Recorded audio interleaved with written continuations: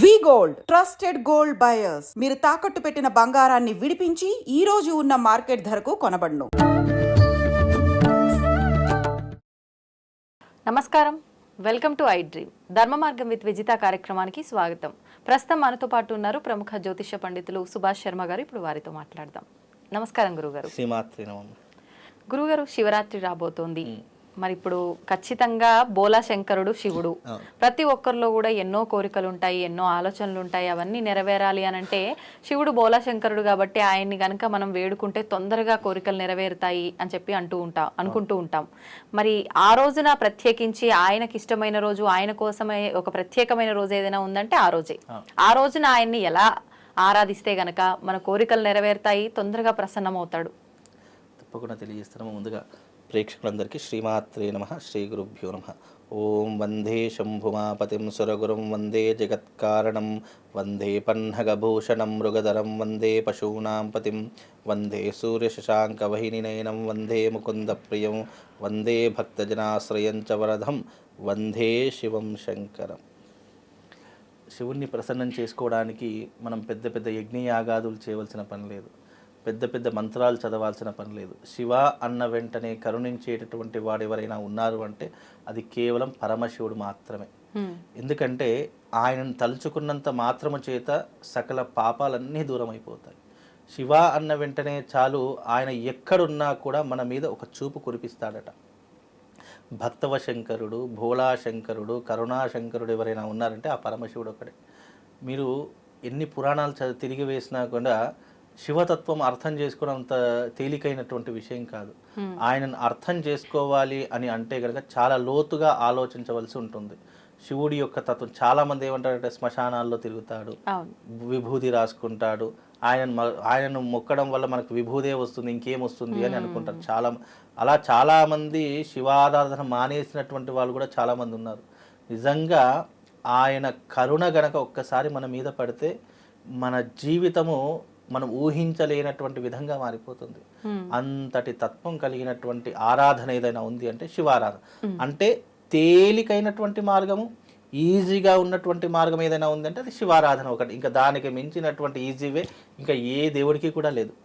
అంత సులువైనటువంటి మార్గం ఏదైనా ఉంది శివారాధన. ఆయనను పూజించడం కూడా చాలా సులువైనటువంటి విధానం.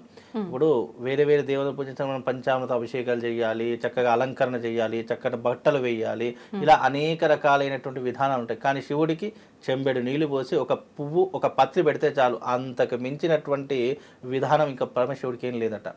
ఆయన నిరాకారుడు, నిరంజనుడు, నిరామయుడు ఎవరైనా ఉన్నారంటే అది కేవలం పరమశివుడు మాత్రమే. ఆయనను పూజించడానికి మనము పెద్ద పెద్ద వస్తువులు తీసుకోవాల్సిన పని లేదు, ఆభరణాలు తీసుకోవాల్సిన పని లేదు, అలంకరణ చేయవలసిన పని లేదు. చక్కగా ఒక చెంబెడు నీళ్లు, కాస్త విభూది, ఇంత ఒక పువ్వు, ఒక పత్తి తీసుకొని వెళ్ళినా ఆయన దర్శించినంత మాత్రమే చేత సకల పాపాలు తొలగిపోతాయట. అందులోనూ జన్మానికి ఒక శివరాత్రి అని చెప్పారు. జన్మానికి ఒక శివరాత్రి అంటే అర్థం ఏంటి? ఈ జన్మలో నువ్వు ఇప్పుడు ఈ సమయంలో ప్రజెంట్లో శివుణ్ణి ఆరాధిస్తున్నావు అంటే నీ జన్మ తరించినట్టే. ఇక నీకు సాక్షాత్తు శివ సాక్షాత్కారం లభిస్తుంది అని శాస్త్రం. సాక్షాత్కారం లభించడం అంటే అది చిన్న విషయం కాదు. ఇంకోటి ఏంటంటే భగవంతుని చూడాలని ప్రతి ఒక్కరూ అనుకుంటారు, కానీ చూసే అంత శక్తి సామర్థ్యం మన దగ్గర లేకపోవడం మనలో ఉన్నటువంటి లోపం. ఆయన చూడాలి అంటే నిజంగా మనం తలుచుకుంటే సంకల్ప బలము చేత భగవంతునైనా ప్రసన్నం చేసుకునేటటువంటి శక్తి మానవుడి దగ్గర ఉంది. కానీ ఆ శక్తిని మనం బయటకు తీసుకురాలేకపోతున్నాము. ఐహిక భోగ సుఖాలకు అలవాటు పడిపోయి ఈ శరీరంలో ఉన్నటువంటిది అంతా మాయ కమ్మేసి భగవంతుణ్ణి మనం నేరుగా చూడలేకపోతున్నాం. నిజంగా భగవంతుని చూడడానికి భగవంతుడు మనకు ఎన్నో మార్గాలు ఇచ్చాడు, కానీ ఆ మార్గంలో కాకుండా మనం వేరే మార్గంలో వెళుతున్నాము. డబ్బు, తర్వాత స్త్రీ వ్యామోహం, డబ్బు వ్యామోహం, పదవీ వ్యామోహం, అలాగే ఎన్నో రకాలైనటువంటి సుఖ వ్యామోహములు, ఇవన్నీ కూడా మనిషికి మాయ రూపంలో కప్పేస్తుంది. దీని నుంచి బయటపడడానికి భగవంతుడు ఏర్పరిచినట్లయితే భక్తి మార్గము అనేటటువంటిది ఒకటి ఉంది. నువ్వు భక్తితో గనక నిష్కల్మషముగా భగవంతుని ఒక్కసారి ఆరాధించావంటే నీకు సాక్షాత్తు శివుడు కంటి ముందట దర్శనమిస్తాడు. ఆయన దర్శనం ఇవ్వడానికి నిజంగా అంటే సినిమాలో చూయించినట్టుగా, విగ్రహాల్లో చూయించినట్టుగా శివుడు మెడలో పాము వేసుకొని, ఆ తర్వాత జటాజూటం వేసుకొని, త్రిశూలం పట్టుకొని వస్తాడు అనేటటువంటిది కాదు. ఒక దివ్యమైనటువంటి కాంతి స్వరూపం ఆయన. ఎందుకంటే శాస్త్రంలో ఏం చెప్పాడంటే నిరామయుడు, నిరాకారుడు, నిరంజనుడు ఎవరైనా ఉన్నారంటే అది పరమశివుడే. ఆయనకు ఒక ఆకారం అంటూ ఏమీ లేదు, నిరాకారుడే అని చెప్పి శాస్త్రము. నిరాకారుడు అంటే మనం సినిమాలో చూపించినట్టుగా మెడలో పాము వేసుకొని డమరుకం మూగించుకుంటూ రాడు. ఆయన ఒక కాంతి స్వరూపం. ఆ కాంతి స్వరూపం మన కంటి ముందర కనిపిస్తుంది, ఒక వెలుగులాగా ప్రకాశిస్తుంది. 100% సూర్యుడి యొక్క తేజస్సు ఎలాగైతే ఉంటుందో అలాంటి సూర్యుడు, కోటి సూర్యుడు ఒకేసారి వెలుగు అయితే ఎంత ప్రకాశవంతంగా ఉంటుందో ఆయన స్వరూపం అలాంటి స్వరూపము. అది మన కంటితో చూడలేము, కాకపోతే అంతఃకరణ శుద్ధితో చూడాలి. అంతఃకరణ శుద్ధి మీన్స్ మనస వాచ కర్మణ త్రికరణ శుద్ధి. భగవంతుడి మీద నువ్వు ఎప్పుడైతే లగ్నం చేయడం ప్రారంభిస్తావో ఆ పరమశివుడి యొక్క కాంతి స్వరూపం నీ కంటికి కనిపిస్తుంది. అందుకే చాలామంది ఈ అఘోర్యులు కానీ నాగ సాధువులు కానీ వీళ్ళు ఏం చేస్తారు, ధ్యానం. అంతకు మించి వాళ్ళు చేసేది ఏం లేదు. 365 రోజులు వాళ్ళు ధ్యానంలో కూర్చుండి పరమశివుని ఆరాధించడమే వాళ్ళ పని. అందుకే వాళ్ళని శివస్వరూపములు అని అంటూ ఉంటాము. కాబట్టి ఆ యొక్క శివతత్వం తెలుసుకోవడం అనేటటువంటి అంత విషయం కాదు. అలాగే జన్మానికి ఒక శివరాత్రి. ఈ శివరాత్రి రోజున భగవంతుని ఆరాధించడానికి ఎన్నో రకాలైనటువంటి మార్గాలు భగవంతుడు మనకి ఇచ్చాడు. శివరాత్రి వస్తే మనం ఏం చేస్తాము, జాగరణ చేస్తాము, చక్కగా శివుడి యొక్క ఆరాధన చేస్తాము, అభిషేకాది క్రతువులు చేస్తాము, అలాగే శివాలయంలో చక్కగా సేవ చేసుకుంటూ ఉంటాము, ఉపవాస దీక్ష చేస్తూ ఉంటాము. ఇవన్నీ కూడా శివుడికి చాలా ప్రీతికరమైనటువంటి.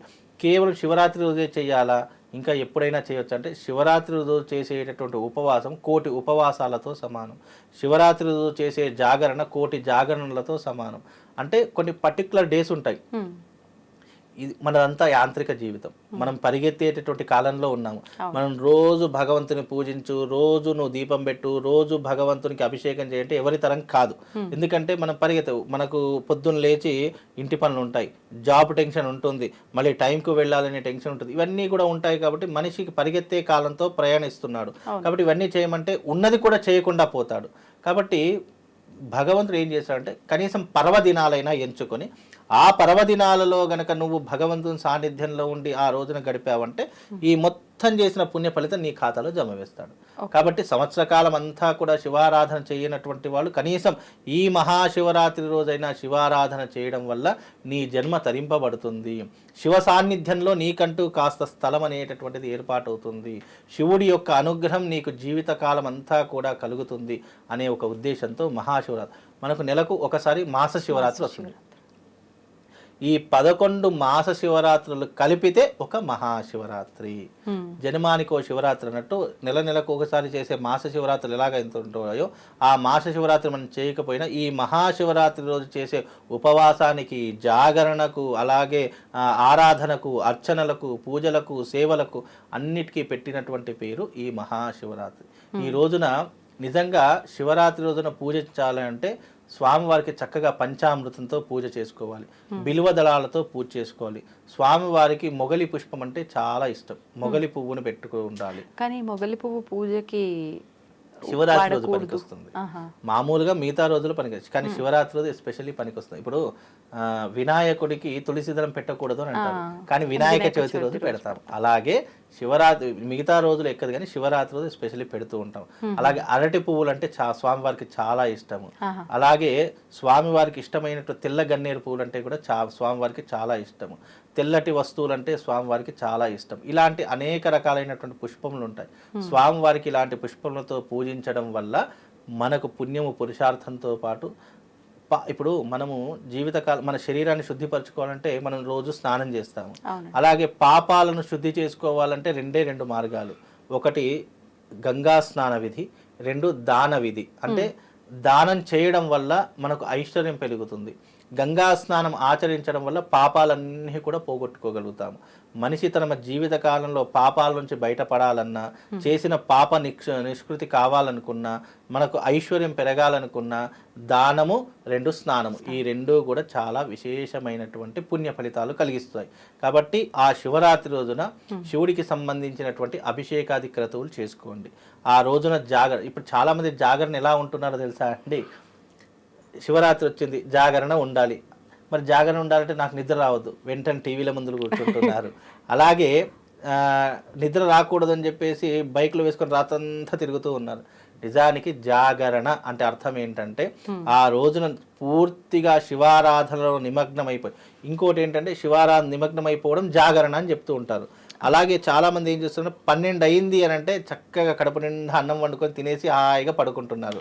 ఆ రోజే అదే రోజు అంటే 12 దాటిందంటే డేట్ చేంజ్ అయిపోతుంది కదా, డేట్ చేంజ్ అయిపోయింది కదా, ఇక శివరాత్రి అయిపోయింది కదా అని చెప్పేసి చాలా మంది భ్రమలో ఉంటారు. నిజానికి జాగరణకు అర్థం ఏంటి అంటే ఈ రోజు సూర్యోదయం అయింది, రేపు తెల్లవారి సూర్యోదయం వరకు నువ్వు పూర్తిగా నిద్రపోకుండా ఉంటే దాన్ని జాగరణ అంటారు. అలాగే ఈ రోజున సూర్యోదయం అయ్యింది, ఈ రోజు నుంచి తెల్లవారి సూర్యోదయం వరకు నువ్వు ఏమీ తినకుండా ఉంటే దాన్ని ఉపవాసము అంటారు. శివరాత్రి రోజు కటిక ఉపవాసం ఉండాలట శాస్త్రము. కటిక ఉపవాసం అంటే పాలు పళ్ళు పలహారం ఏమీ తినకూడదు అసలు. అలాంటి సాయంకాలం ఆలయంకి వెళ్ళొచ్చిన తర్వాత పాలు పండ్లు తీసుకుంటూ ఉంటారు కదా, మరి అది ఉపవాసం కింద ఎందుకు అవుతుంది? కాదు కదా. ఇప్పుడు ఉపవాసం అంటే అర్థం ఏంటి? మన కడుపుని ఖాళీగా ఉంచుకోవడము. నువ్వు డజన్ అరటిపళ్ళు 1 లీటర్ పాలు తాగిన తర్వాత ఇంకేం ఆకలి అవుతుంది నీకు? కాదు కదా. కాబట్టి దానికి అర్థం ఏంటి? ఉపవాసం అంటే నువ్వు ఏమీ తీసుకోకూడదు.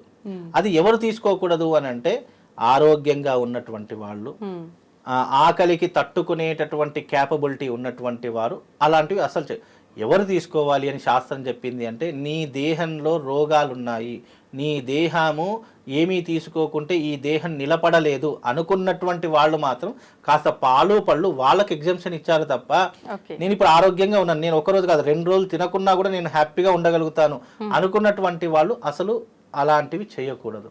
అలాంటి నియమం చెప్పారు తప్ప ఇక్కడ ఉపవాసం అంటే పాలు పళ్ళు తినొచ్చు కదా అని చెప్పేసి ఈ ద్రాక్ష పళ్ళు తర్వాత వచ్చేసి ఖర్జూరాలు, అది దాన్ని లైన్ డేట్స్ డబ్బాలు తింటున్నారు. నేను పోయిన శివరాత్రికి ఏమో చూశాను, ఇక్కడ శివాలయంలో కూర్చున్నారు ఒక ఫ్యామిలీ, వాళ్ళు పళ్ళు పలహారాలు లైన్ డేట్స్ అన్నీ తెచ్చుకొని ముందర పెట్టుకొని చక్క శివాలయంలో కూర్చుంటూ తింటున్నారు. ఏంటంటే ఇవన్నీ అంటే ఇవాళ ఉపవాసం కదండి, నువ్వు కిలో అదేంటి డజన్ అరటిపళ్ళు నువ్వు లైన్ డేట్స్ ఒక డబ్బా తిన్న తర్వాత నీకు ఇంకేం ఆకలి అవుతుందిగా, దాన్ని ఉపవాసం అని ఎవరైనా అంటారా? ఉపవాసం అంటే అర్థం ఏంటి అంటే నువ్వు ఏమీ తినకుండా ఉండి భగవంతుని దగ్గరగా దర్శించడమే ఉపవాసము. అంటే మనకి ఏమవుతుంది అంటే ఖాళీ దీంట్లో సైంటిఫిక్ రీజన్స్ కూడా చాలా ఉన్నాయి. మనము ఎప్పుడైతే ఉపవాసం అనేటటువంటి దీక్షతో ఉంటామో మన శరీరంలో ఉన్నటువంటి 365 రోగాలు నయమవుతాయట. ఎందుకంటే మనం తిన్నటువంటి పదార్థాలు అవన్నీ కూడా కొవ్వు పదార్థం మలిన రూపంలో కానీ చెమట రూపంలో కానీ ఏదో ఒక పదార్థ రూపంలో బయటకు వెళ్ళిపోతాయని సైంటిఫిక్ రీజన్. కానీ శాస్త్రం ఏం చేసింది అంటే నువ్వు ఉపవాసం ఉండమంటే ఉండవు, కాబట్టి దీన్ని దైవాన్ని జోడించి ఈ రోజు నువ్వు ఉపవాసం ఏకాదశి అంటే ఉపవాసం ఉండాలి, లేదంటే నువ్వు భగవంతుడి పేరు మీదుగా ఈ రోజు ఉండాలి కాబట్టి ఉపవాసం ఉండాలి అని చెప్తూ ఉంటారు. కాబట్టి ఉపవాస దీక్ష జాగరణ ఇవన్నీ కూడా దైవికానికి సంబంధించినటువంటివి. ఈ రకంగా చేయాలి తప్ప అనవసరంగా దీనిని ఎంటర్టైన్మెంట్ కోసమో లేదంటే వేరే దానికోసమో వినియోగించుకోకూడదని ఎవరైనా అర్థం చేసుకొని దీని ఉపవాసంలాగా ఉండండి. శివారాధన చేసే సమయంలో శివారాధన ఇప్పుడు శివరాత్రి ఒక్కరోజే కదా నువ్వు శివారాధన చేసేది, మళ్ళీ తెల్లారి నుంచి నీ జీవితం యథావిధిగా గడిచిపోతుంది. కాబట్టి శివరాత్రి రోజున ఈ రకమైనటువంటి పద్ధతులు పాటిస్తే శివుడి యొక్క సంపూర్ణమైనటువంటి అనుగ్రహం కలుగుతుంది. ధన్యవాదాలు గురుగారు. శివ